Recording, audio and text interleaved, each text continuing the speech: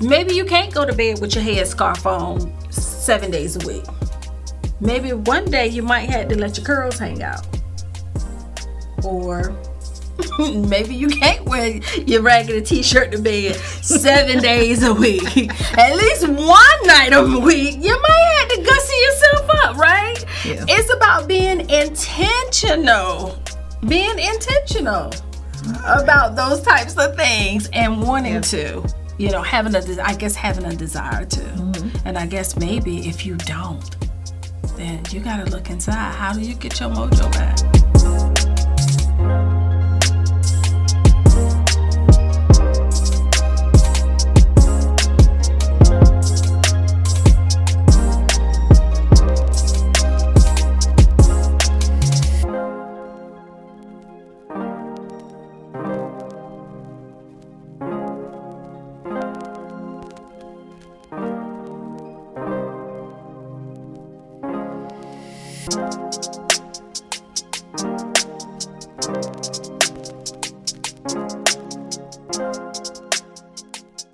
Hey y'all, welcome to another episode of Kingdom Women Talk, where we encourage, validate, and empower other women to do life. This is episode 4, count them 4, that we've been talking about marriage. And we're going to talk about maintaining the do.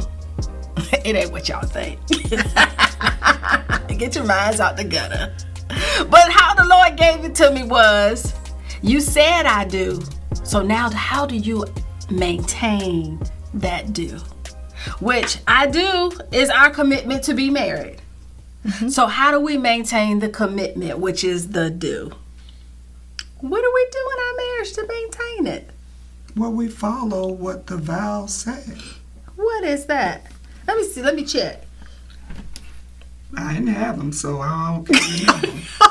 What? Remember we got married by the justice of the peace. I don't remember her saying all that. Yes. They say vows. I got married at the justice of the peace. What was you doing? I? Starry-eyed and just cheesing. I don't know where I was. Probably going, I know I'm not marrying him.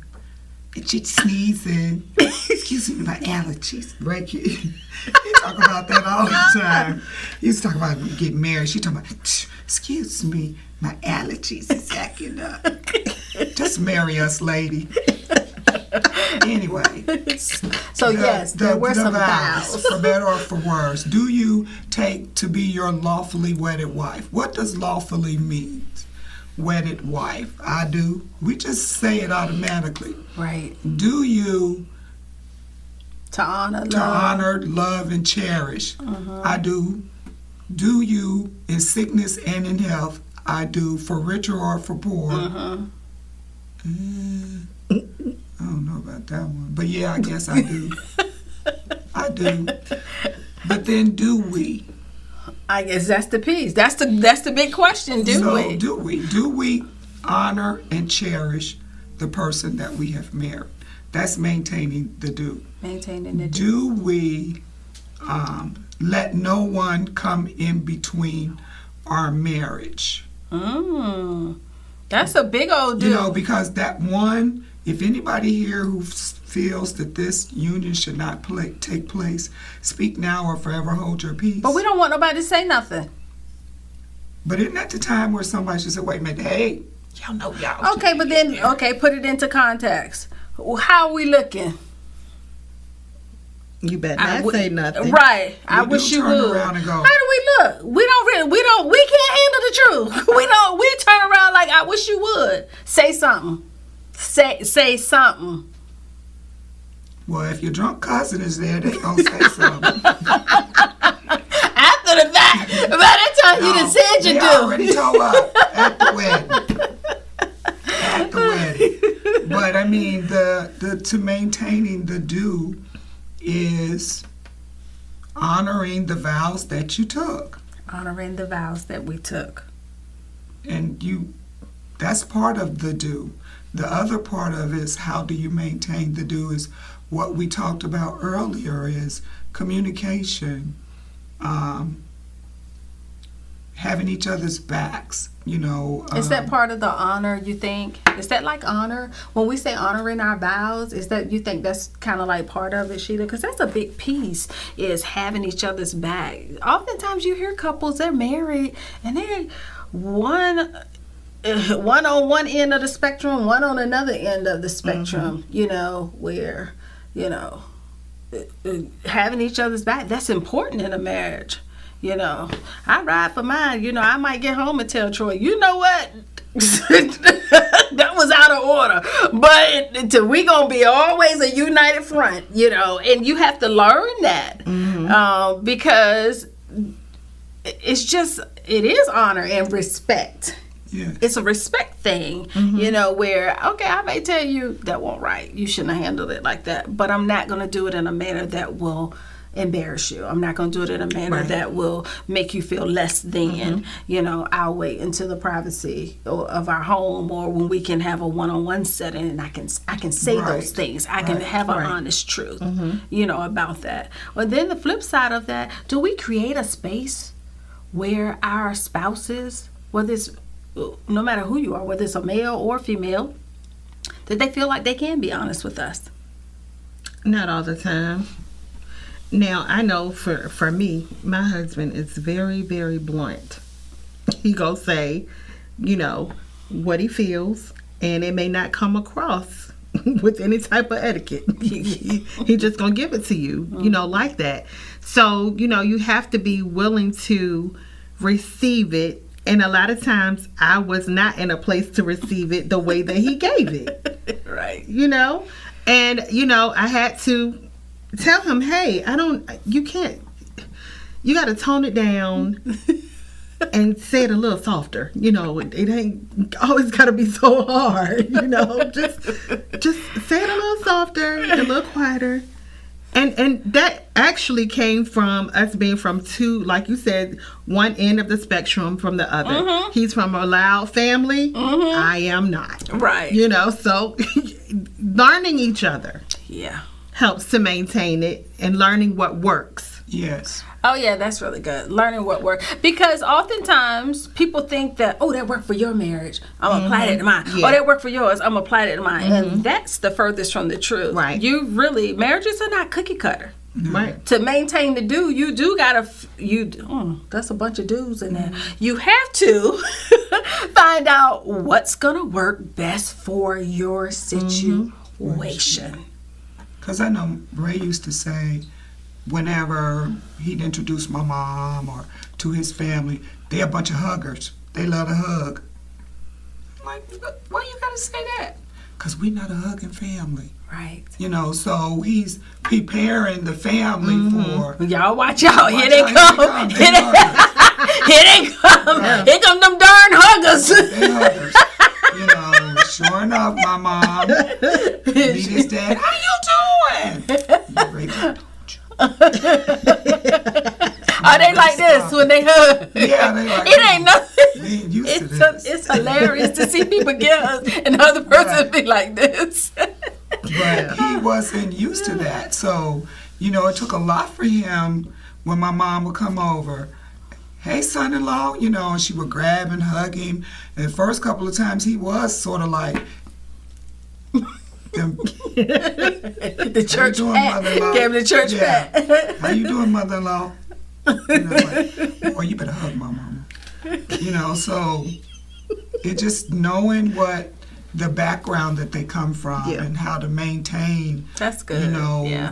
That part of their life, but also introducing them to how your family is. Right. Like good. You said, his family was loud and my family was not, Yeah. So we have to find a balance. Yeah. Yeah. We can't stifle his boldness, because you're more on the softer side. You all have to find a compatibility. Right. Yeah. I think also maintaining the do is being accepting of who they are. Right. Oftentimes you hear people that they married them and then they realize that ain't what I want. Or that's not really what I like. Or I wish it could be like this, or I could wish it would be like that. Well, we're married now. So Yeah. we have to find a way to be accepting of this is who they are. Yeah. I can't change them. Or They we have try to to. We try Right. to change them. Yeah. And that's just a war. You Yeah. just create it's you're creating a war in your house when Or you the try to do one, that. the one or the other will attempt to change for you, And can't but sustain it becomes uncomfortable because, excuse me, that's not who I am. I've been making this effort to change for you, but that's not who I really am. Right. And I don't think that we should expect our spouses to become someone other than who they are. Right. Because Right. if that's the case, we shouldn't have never married them. That part right there. Yeah. That part. And so now that we're here, oftentimes we're quick to get out of it rather than stay the course. When really God is saying, how do you maintain the do? Because it's one thing to get married, it's a whole nother window to maintain that marriage and being able to contribute to the marriage, being able to serve your spouse emotionally, physically, mentally, you have to stay on your toes. Really, it's challenging to be able to do that, to keep it interesting, keep the marriage alive. Yeah, right. Doing things together, being able to create family dynamics together, memories together. All of that takes work, and people think that I'm married and now the work is over. So what we did, all them backflips, them twirls, drop it low, twerk it out, whatever you did to get them, then now you need to continue to do all those things to keep them. Very true. Or we know who waiting, right? Mm-hmm. Sister Lula Bear don't mind it. She will turn her inside out for him. Well, what do you say to that? Let the church say amen. Amen. She ain't gonna need no what's that prayer cloth. She gonna need a prayer cloth on the lap. Well, the Bible says you shouldn't let your nakedness. Sister Lula Bell will. Oh, Lord. Let's believe that, y'all. Oh, Or Lord. Dr. Johnny JJ. I think you need a checkup, girl. Okay, babe. That's all it takes. That's all it takes. All it takes. If that's all it takes, then that says the marriage needs to check up. I would tell anybody, post your marriage and see where you are. Start having these conversations to maintain it. Because I think you said you're not the same person that you were when you got married, which means that the needs have changed. Right. The desires have changed. The likes, the dislikes have changed. What used to be attractive then may not be attractive now. What used to be a turn on then may not be a turn on now. Right. So it's important to have those conversations so that way you can tailor yourself accordingly. Because if not, y'all gonna be missing each other like this. And, and we reminisce about everything. Let's reminisce, babe. When we first got married or when we first met, how did we meet or how did we get, what attracted you to me or me? I can tell you what attracted me to you, or just spontaneous questions, and then let's not forget, as we get older, our bodies change. Yeah. Very true. Where we used to could stay up to 1 and 2, it's like, it's 9 o'clock, who's ringing my doorbell? They know I'm going to bed. So it's like so many things change as we grow older, and as we get more settled in one another. We maintain it by sometimes being spontaneous. Like you said, you and your husband have decided to take more time together. Sometimes just being spontaneous and saying, you know what, we're going on a staycation. We're going to go check into the hotel at the beach. Just to be at the beach, So there are many ways that you can maintain the do How about an organized house? How about getting your kids in check and not let them run amok? Kids can put some turbulence in your marriage. Oh, yeah. We love our kids, but we do have to prioritize things. You know, oftentimes, marriages, or as women, we feel as though our kids come before our husband. And that's not accurate. But you hear it all the time. It's Me not and my kids, accurate. and then it's the husband. Me and my kids, and then the husband. So, which means that that's probably how he feels. Like, it's you and your kids, and then it's me on the outside. And that's not how it's supposed to be. And we have, it's just things that we just got to open our eyes to. Yeah. It's subtle shifts to maintain the relationship. It's subtle things. And then ask the question, right?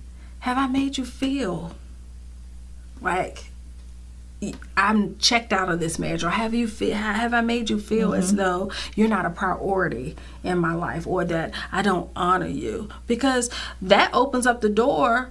Maintaining the do means I have to understand, what does honor mean to you? Right. What does, being respectful to you mean? Well, do you think that I put the kids first? Do you think the grandkids are over too much? Whatever it may be, you got to open up that conversation and get it from the horse's mouth, because assuming it is not going to advance the marriage at all. Not at all. Because that means I'm trying to think for the other person. And that's not healthy. And I think maintaining the do is more than just tolerate. We've been together so long that we just tolerate each other. Don't we hear that quite a bit, though? Where Yeah. people have been together so long, so now it's just like, well, it's whatever, because it's just too late. I've been with him or her so long, it's too late for me to go and try to find somebody else. But it's like, who wants that? I don't want nobody to be with me just because we've been together. Yeah. You want them to desire, Right. to have a relationship, Right. not just a marriage, or said I do, although we're discussing maintaining it, but having a real relationship. Yeah. Right. And so that means, in desiring that means, maybe you can't go to bed with your headscarf on 7 days a week. Maybe one day you might have to let your curls hang out. Or maybe you can't wear your raggedy t-shirt to bed 7 days a week. At least one night a week, you might have to gussy yourself up, right? Yeah. It's about being intentional.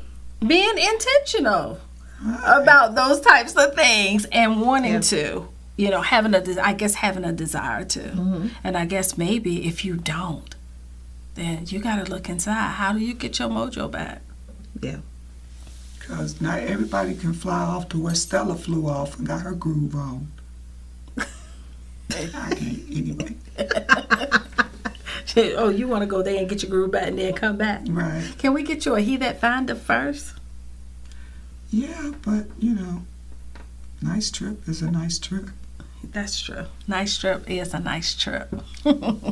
Maintaining the do. Let's see. Commitment. Right? Yes. Intentional. Yes. Honor. Mm-hmm. What else you say? Respect. What did we miss? Any? Honor, respect. How about being available? Emotionally, physically, mentally, Yeah. spiritually. being available. How about faith? Yeah. Maintaining the do, it's going to take faith, great faith, because you're going to have to see it before you see it. It's like you're going to have to see the happiness in your marriage, see the loving kindness in your marriage, see the honor in your marriage, even when it may not be present. Yeah. Right? You got to see it to right. see it. Right. So, anything else? What else is needed to maintain the do? Well, my dude died a long time ago, so I ran out of ideas. I would say. Wait, how did you do that? What? We had to come back to her. What she talking about? I would say always remembering your vows were just not something that you said, and the do wasn't just something that you said. That was the actual covenant. Yes. Yes. That was a covenant before God that he takes seriously. Yes, that was a covenant. And remembering that, you know, when the Bible does say also that where 2 or 3 are gathered in his name, there he is in the midst. There isn't anything that you and your spouse should not be able to accomplish. Right. Because you both are there in agreement. Well, then, let's back it up. Agreement needs to be, Bible says, how can 2 walk lest they be agreed? So then agreement has to be there, even if it means we agree to disagree. Agreeably. Agreeably, right.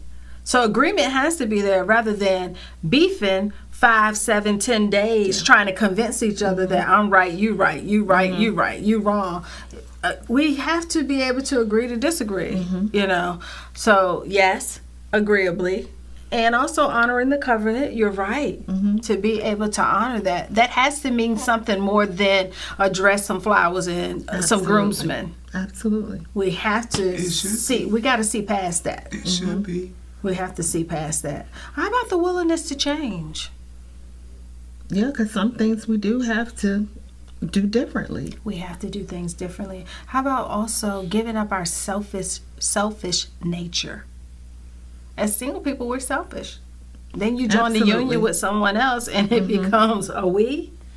You still have people who are married and there is no we. Your money is our money and my money is my money.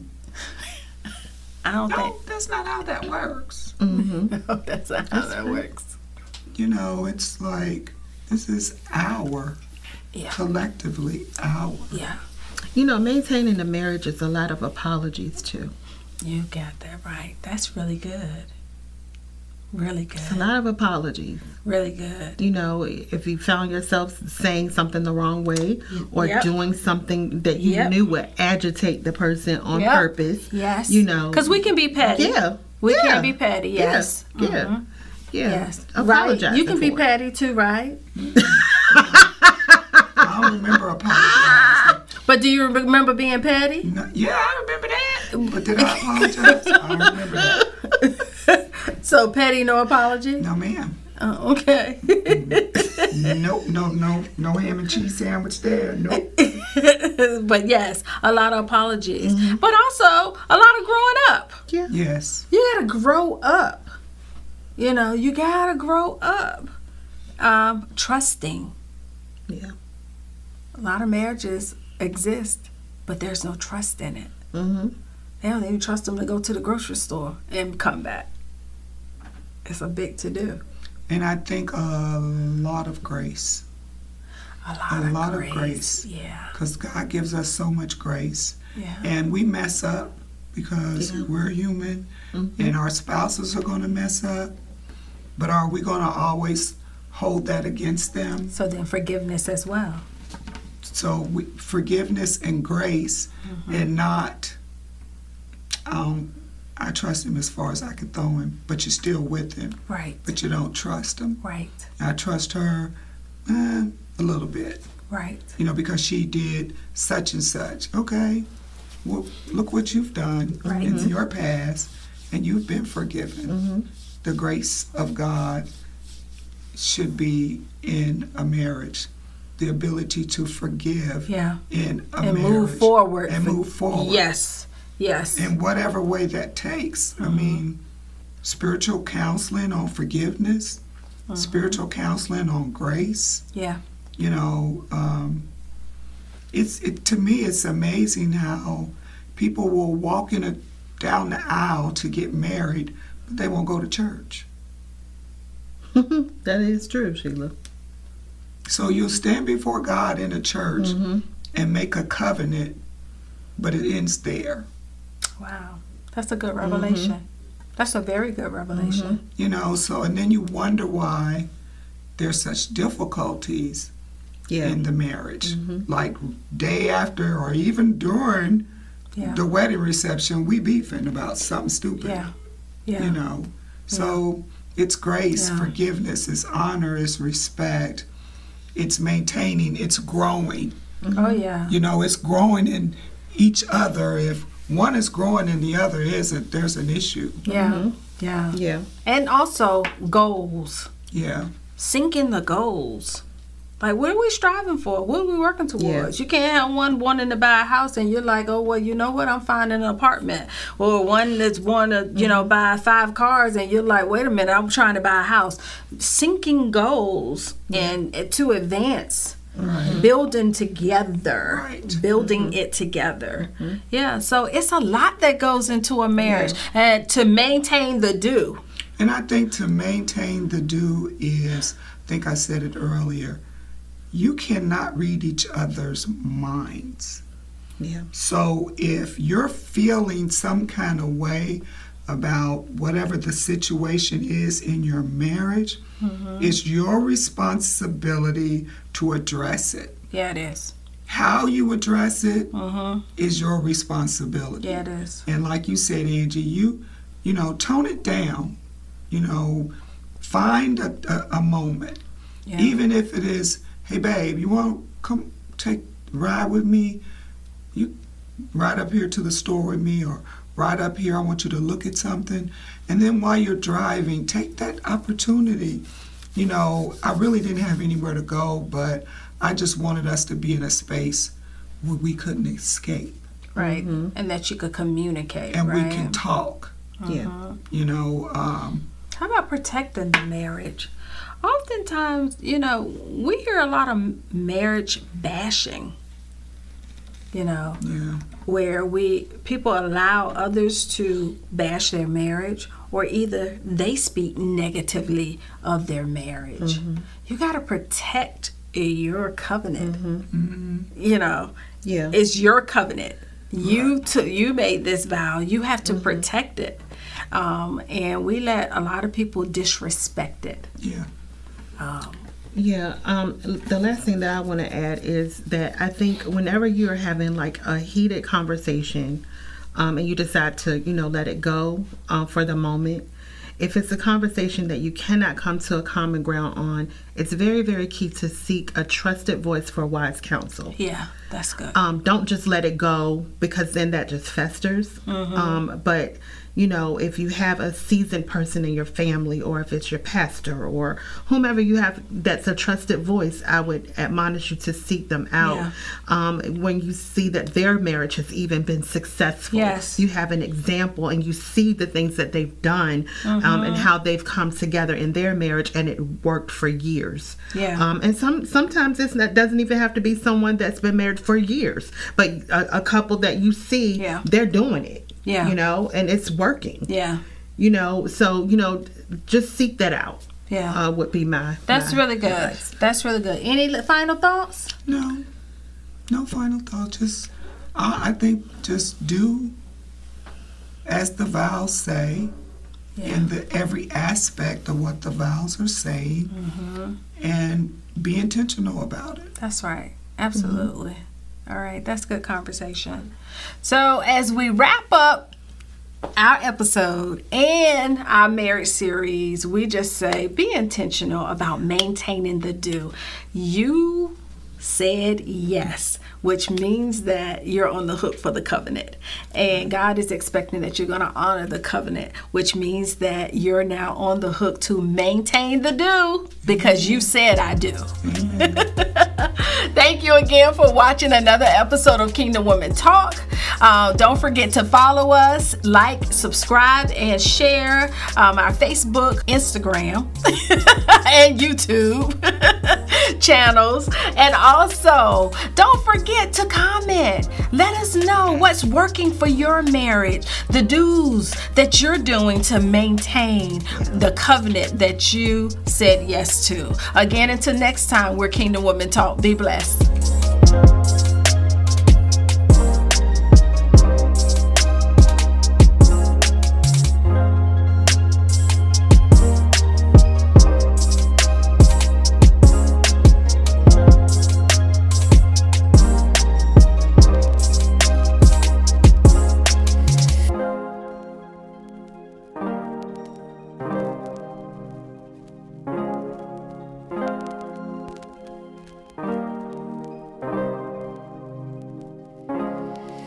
bye.